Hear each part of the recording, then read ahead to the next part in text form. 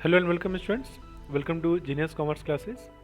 मैं हूं सनत प्रतीक और आज के इस लेक्चर में मैं आपको कॉन्ट्रैक्ट एक्ट का चैप्टर 2 दैट इज़ कंसिडरेशन पढ़ाने वाला हूं। तो उससे पहले अगर आप लोग हमारे क्लासेस को ज्वाइन करना चाहते हैं तो आप ज्वाइन कर सकते हैं, क्योंकि हमारे नए बैचेस सीए फाउंडेशन की बीकॉम के 11th-12th ये ऑनलाइन क्लासेस स्टार्ट हो चुके हुए।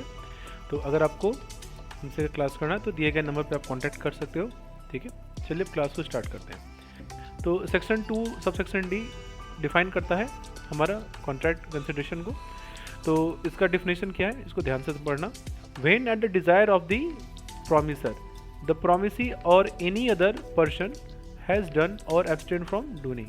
ठीक है, मैं आपको ब्रेक करके बताऊंगा। तो यहाँ पे पहला लाइन क्या है, when at the desire of promisor.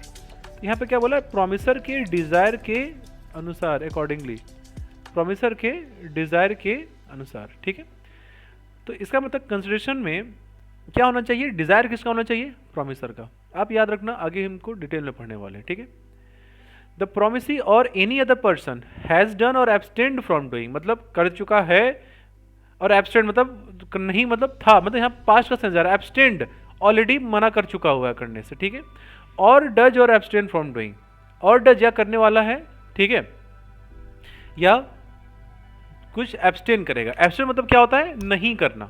Does मतलब होता है करना, और एब्सटेन होता है उसे दूरी बनाना या उस चीज को नहीं करना। ठीक है, और प्रोमिसेस टू डू, या प्रॉमिस करता है कि मैं फ्यूचर में किसी काम को करूंगा या किसी काम को नहीं करूंगा।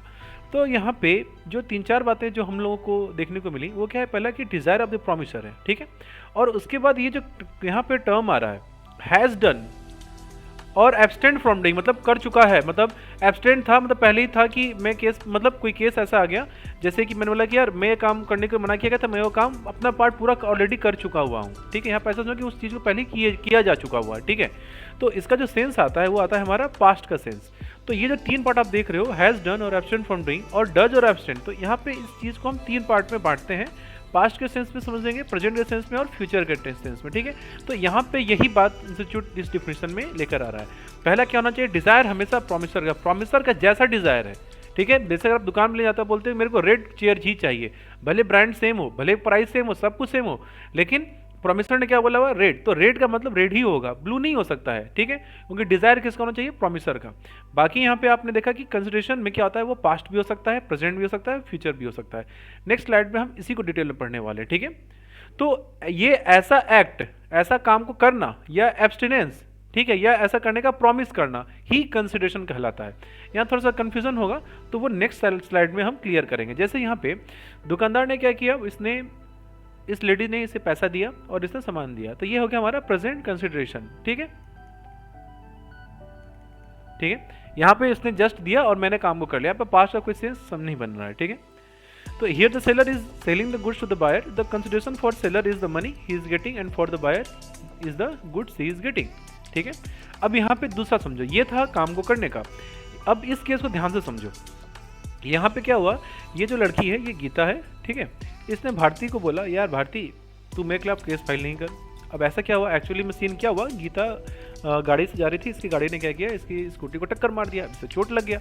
अब ये बोली कि नहीं यार चोट लग गया, मेरे हड्डियाँ टूट गई, मैं जा रहा हूँ तेरे खिलाफ केस, कोर्ट में केस करूँगी। तो इसने बोला यार बहन प्लीज़ मत कर, मैं तेरे को 50,000 रुपये दे दूँगी, प्लीज़ मेरे खिलाफ कोई क्रिमिनल केस मत करो, मैं तुम्हें केस नहीं करने के क्या कर रहा हूँ 50,000। तो यहाँ क्या कर रही है, ये एब्सटेन कर रही है, इसको केस नहीं करने के लिए और बदले में से पैसा दे रही है। ठीक है, तो ये वो हमारा abstinence. I hope it is clear. अब यहाँ पे जो क्रिटिकल बात आता है हमारा, जो हम पास्ट कंसिडरेशन का बात कर रहे थे, उसको ध्यान से समझना, ये थोड़ा टेक्निकल है। ठीक है, इसके लिए मैं आपको एक केस एग्जांपल के थ्रू समझाता हूँ। यहाँ पे एक पर्सन आप देख रहे हो, ये जेल में है। एक्चुअली ये क्या, ये पर्सन ए है और ये पर्सन बी है। ये जो बी है, ये पर्सन ए का बेस्ट फ्रेंड है। तो क्या होता है कि कभी मतलब बी ने कुछ ऐसा बुरा काम किया, गलत काम, बाई इंसिडेंट कुछ किया, तो उसे जेल हो गया। अब ये बहुत परेशान है, ये रो रहा है। तो बी बोलता है भाई घबरा मत, मैं तेरे को जेल से निकलवा कर रहूँगा, प्रॉमिस करता हूँ मैं तेरे को निकलवा लूँगा। फिर उसका बी क्या होता है, बहुत एकदम कोर्ट कचहरी के चक्कर लगाता है, जजेस के सामने जाता है, केस में प्रेजेंट होता है, सुनवाई देता है। ठीक है, तो बाद में क्या होता है कि जज ने पूरा सुनवाई किया, और बाद में इसे क्या किया कि नहीं, इसके खिलाफ गलत केस हो गया था, हम इसे रिलीज करते हैं। ठीक है, तो यहाँ पे पर्सन जेल के बाहर आ गया।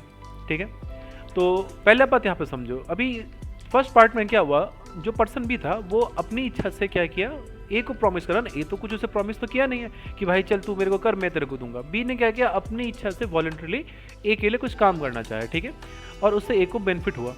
लेटर ऑन क्या होता है, जब ये जेल से बाहर निकल जाता है तो ये पर्सन ए बी को प्रॉमिस करता है, यार तू मेरा सच्चा दोस्त है, चल तुमने मेरे पे इतना खर्च किया, तेरे इतना भाड़ा लग गया, मैं प्रॉमिस करता हूँ कि मैं तुम्हें अब पैसे तुम्हारे लौटा दूंगा जो भी तुम्हारा खर्चा हुआ, ठीक है।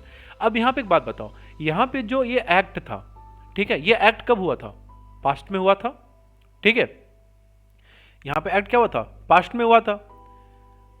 और ऐसा भी नहीं था कि ए ने बी को पहले ही प्रॉमिस कर दिया था कि यार तू मेरे को निकाल मैं तेरे को पैसा दूंगा, ऐसा भी नहीं था। तो जब पास्ट में किए गए किसी डीड को, ठीक है, जिसमें एक पार्टी ने अपनी इच्छा से काम किया, उस डीड को बाद में लेटर ऑन जब कोई दूसरा पर्सन एक्नॉलेज करता है, ठीक है, उसको एक्सेप्ट करता है और उसको किसी तरीके का पैसा पे करने का, कंपनसेशन पे करने का प्रॉमिस देता है, तब ये कहलाता है तुम्हारा पास्ट कंसिडरेशन, ठीक है। तो पास्ट कंसिडरेशन के लिए क्या होना चाहिए, पास्ट कंसिडरेशन में ऐसा नहीं था कि जैसे कि आप सामान दे रहे हो पैसा दे रहा है, नहीं, यहाँ पे कंसिडरेशन एक पार्ट में मिसिंग था। जैसे यहाँ पे बी ने अपने से क्या किया, मतलब जितने भी उसके लिए कोर्ट कचहरी केसेस थे उसने किया, ठीक है, ए ने तो उसे कुछ बोला नहीं था, ठीक है।